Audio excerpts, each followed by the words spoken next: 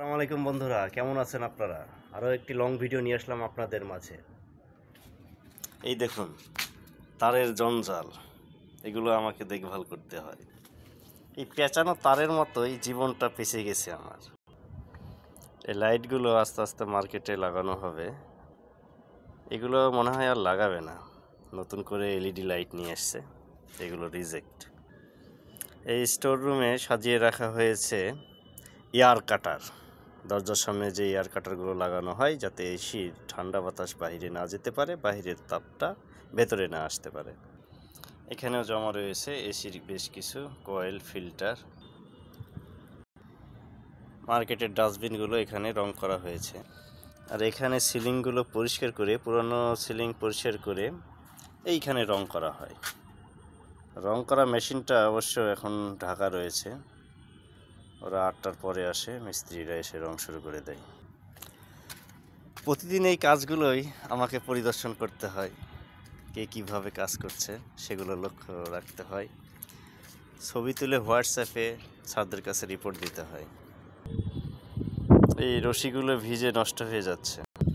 Office রুমের পুরানো কার্পেটগুলো close করা হয়েছে, সেখানে নতুন কার্পেট দেওয়া হয়েছে। পড়ে থাকা বাঁশ, জীবনে বহু বাঁশ খেয়েছি।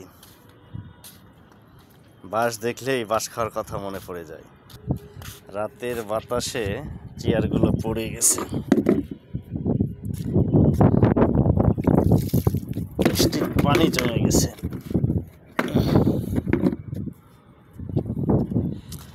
সিলিংগুলো রং করার পরে রোদে শুকানোর জন্য এখানে দেওয়া হয়েছে। সারাক্ষণই দিনে 2-3 বার বৃষ্টি আসছে, ঝামেলায় পড়তে হচ্ছে এদেরও। এখানেও একটি কার্পেট রাখা হয়েছে। দেখুন, আমি 14তলা ভবনের ওপর থেকে ক্যামেরাটা অন করলাম।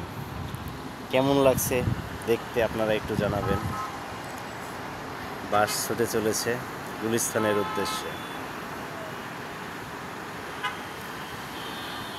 ওপর থেকে পাখির চোখে ভিউটা ভালোই লাগে। পুরো ঢাকা শহরটা দেখা যায় এখান থেকে।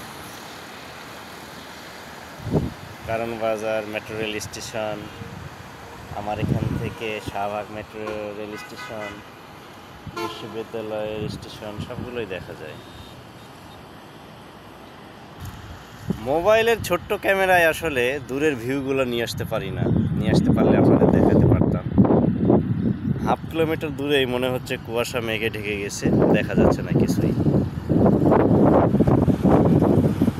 তো বন্ধুরা, সবাই ভালো থাকবেন। খোদা হাফেজ।